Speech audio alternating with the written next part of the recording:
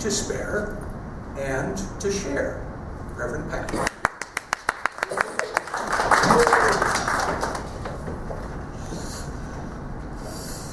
Morning, everyone. Morning.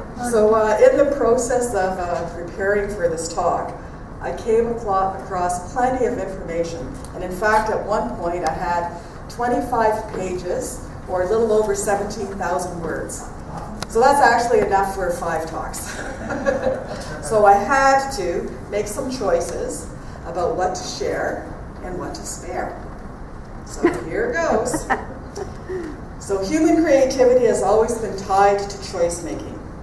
The artist chooses colors for the canvas, the musician chooses notes, the writer chooses words, and the sculptor chooses what to remove.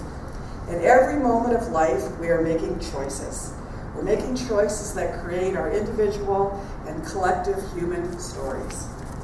And underlying these stories, these choices, are our worldviews. Our worldviews are constantly evolving. Our worldviews are grounded in beliefs that we have about human nature, about ultimate reality. The great teacher, Master Jesus, questioned the beliefs of the day, and at the risk of his life, he opened up the way for a greater understanding and a different idea, a different consciousness about God. He taught and demonstrated how it was possible for human beings to enter into a state of conscious oneness with God, with each other, and with all of creation.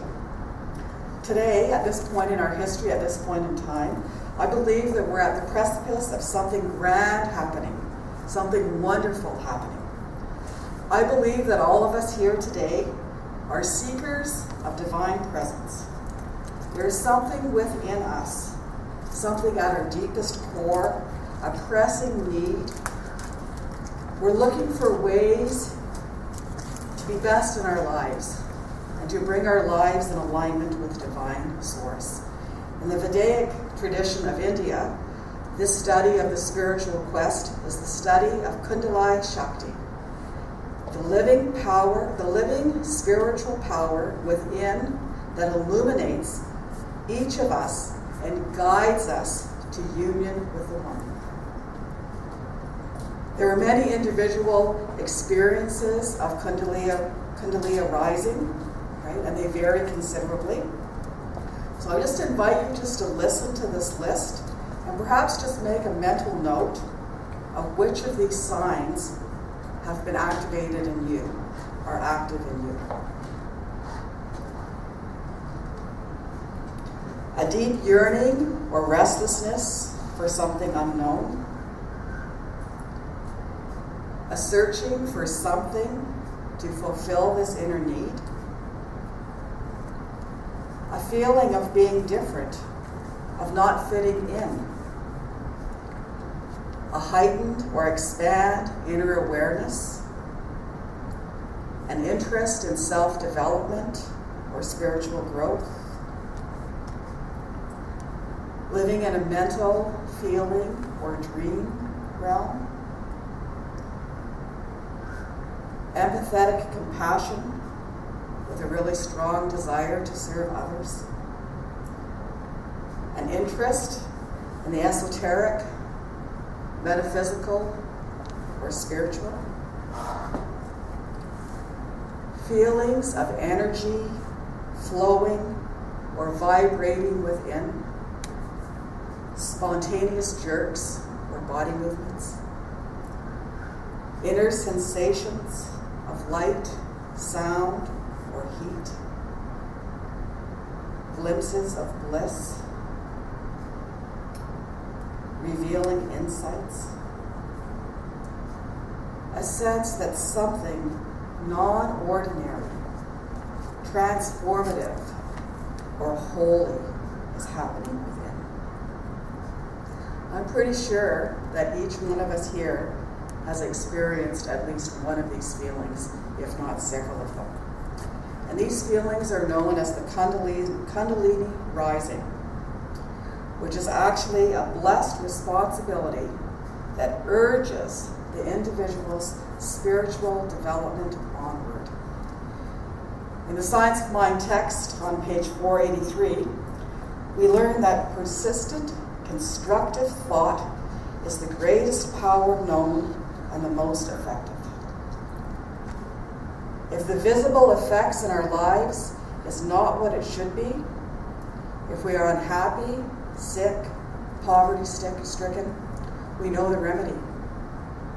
The truth is always the remedy. And the truth is that the law of liberty is the only real law. When we reverse the process of thought, the effect will be reversed. So in Science of Mind, we do this by developing the mental equivalent, by learning how to have constructive thought. Ben Johnson actually wrote a 15-chapter book about constructive thinking. And he begins at rather an interesting place, I thought. In his opening chapter, it's all about breathing. And he suggests that our manner of thought is affected by our method of breathing. He offers a whole series of exercises, which I'm not going to do here today, but I just wanted to share with you some information about breathing and about our body and oxygen, which I found very interesting and a little bit thought-provoking. So ordinarily, about 1/2 pint of oxygen is taken in an average breath. In one person's lungs, there are between 725 and 800 million air cells. And we only use about half of those with our average breath. The blood passes through the lungs at about 3 times a minute, carrying carbon dioxide that should be given off, and searching for the oxygen for the purpose of purifying and revitalizing the blood.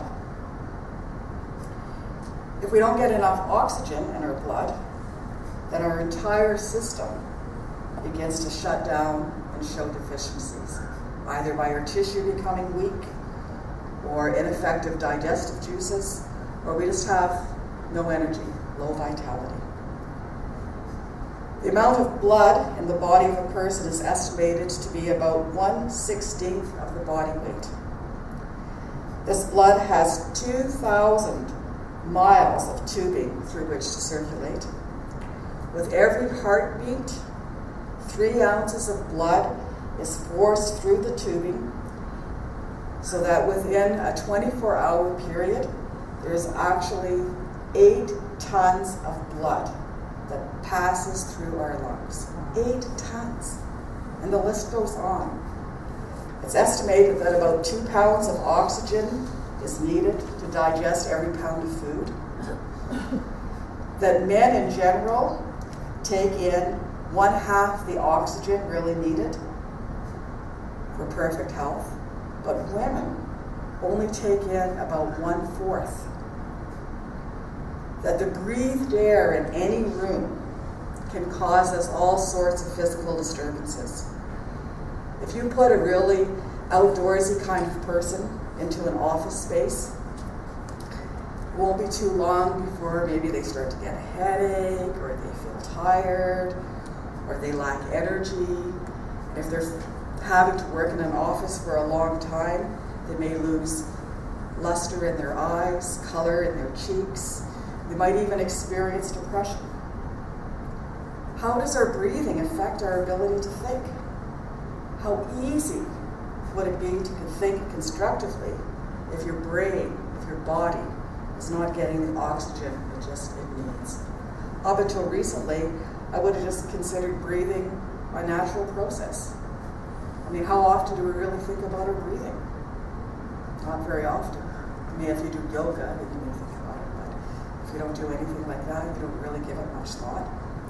So I would just invite you in this moment just to take in a breath.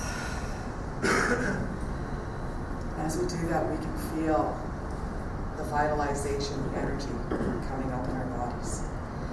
In Love and Law, written by Dr. Holmes, He says people must realize that no matter how infinite the infinite may be, it can only become to them what it can become through them.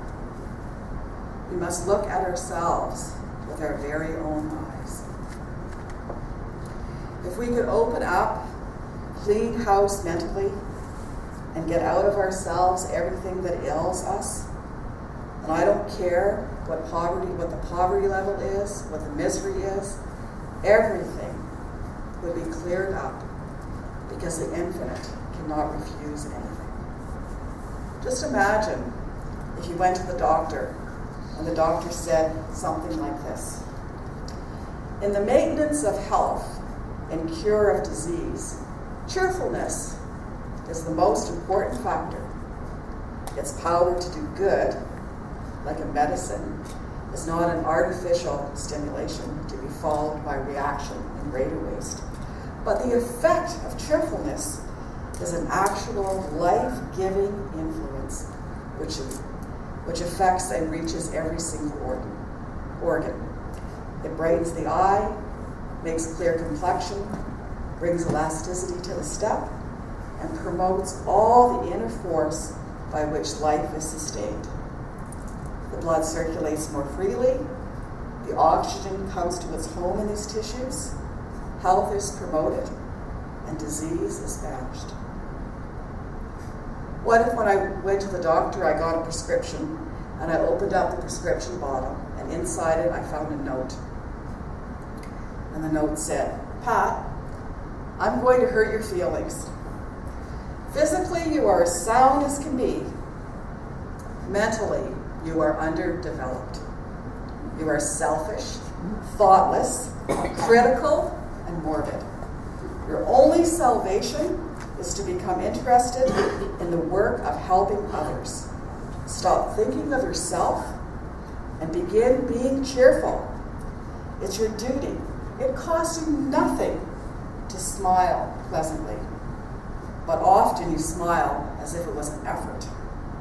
Now, unless you take this prescription and follow my advice, I won't be your doctor anymore." So I continue to read the prescription, and it says, "Laugh heartily 3 times a day before meals for a better effect on my liver. Smile at yourself in the mirror at least 6 times a day to exercise your facial muscles. Smile at everyone you meet for the effect on them. Walk 5 miles a day in the open air. Read nothing but optimistic literature, and practice thinking of others by helping someone every day." What if we practiced being happy and cheerful? We're never really surprised when somebody comes into the room and they're like, "Oh, I'm so mad I can hardly stand it." What if that same person came into the room, smiling, and just said, "Oh, I'm so happy"? Wouldn't people just look at that person like they're kind of strange and maybe start whispering to each other?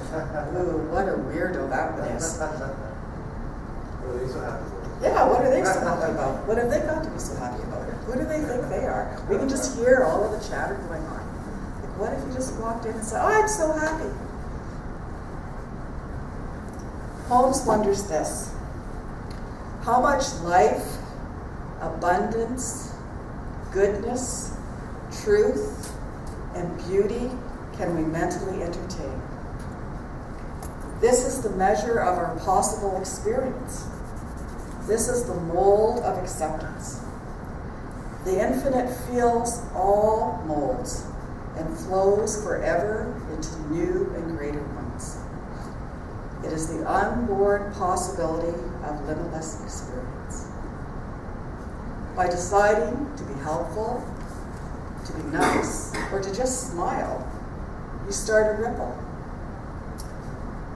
Anybody here get notes from the universe? So the author of those notes, Mike Dooley, had this to say about just thinking a constructive thought. When you think a new thought, entertain a new dream, or mentally choose a new goal, your thoughts leave you and go out. They go out in every direction, to the furthest corners of the planet. They carry a life force, all their own, like ripples created when a pebble is tossed into a pond. Eileen Caddy of Finhorn, a modern-day mystic and spiritual teacher, shared this in one of her many speeches that she gave about peace and making a difference. We all long for peace, yet we go about it in the wrong way. Instead of starting at the top, we need to start at the foundation. As we think, so we are. As a nation of people thinks, so it is. When there is jealousy, greed, hatred at the heart of a nation, no amount of talking about peace will bring it about.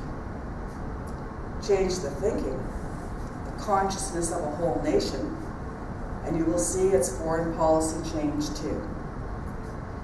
The world can only be saved from destroying itself by a change of consciousness. This cannot be brought about by lecturing people or criticizing governments. It is not other people who need to change. It is we, ourselves. Universal peace starts with each individual. It starts with me and you. It's like a stone thrown into a pool of water.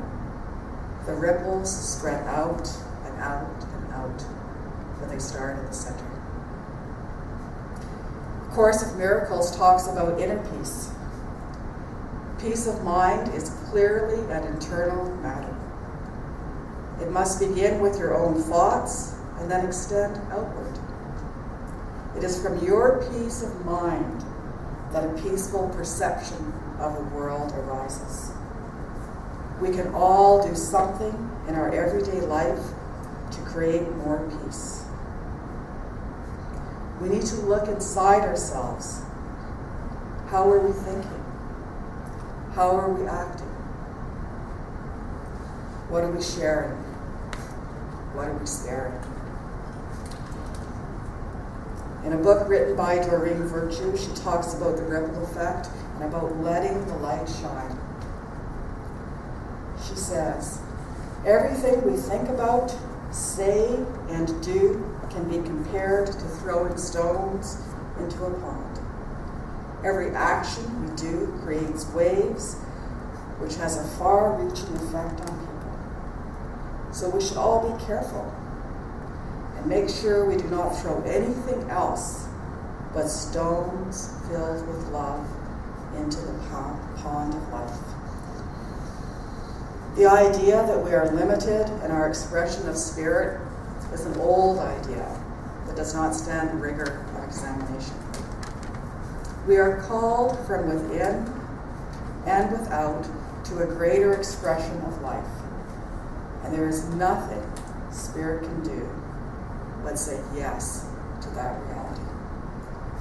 Spiritual energy is infinite, and its tendency is to be expressed.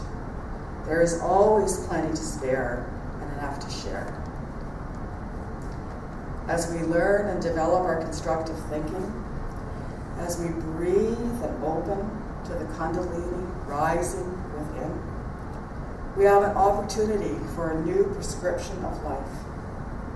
We have an opportunity to continue to develop a new worldview. There's a creed called the Optimist Creed. It was written by a New Thought leader and teacher, Christian Larson. And he wrote many, many books on metaphysical and New Thought ideas.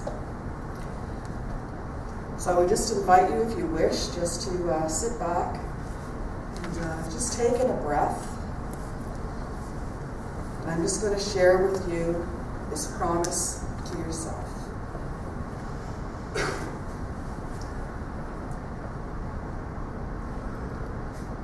I promise to be so strong that nothing can disturb my peace of mind. I promise to talk health, happiness, and prosperity to every person I meet. I promise to make all my friends feel there is something worthwhile in them. I promise to look at the sunny side of everything and to make my optimism come true.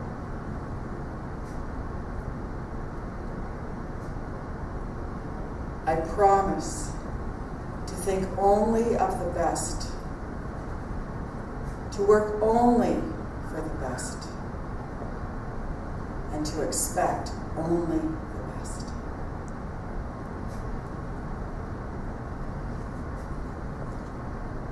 I promise to be just as enthusiastic about the success of others as I am about my own success.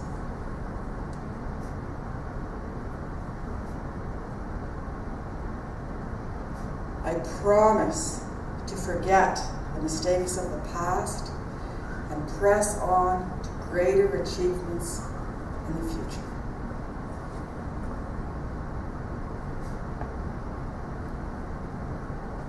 I promise to wear a cheerful expression at all times and give a smile to every living creature I meet.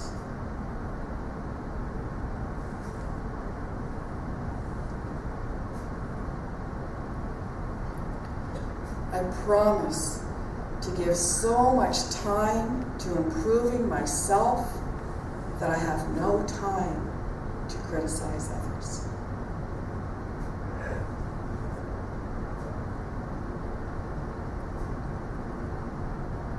I promise to be too large for worry,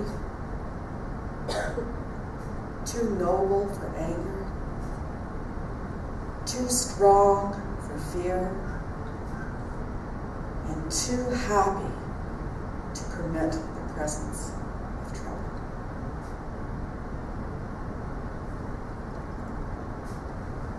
I promise to think well of myself and to proclaim this fact to the world, not in loud words, but in great deeds.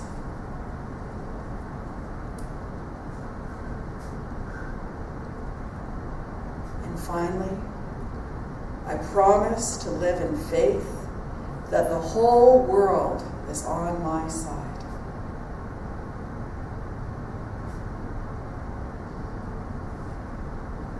I promise to live in faith that the whole world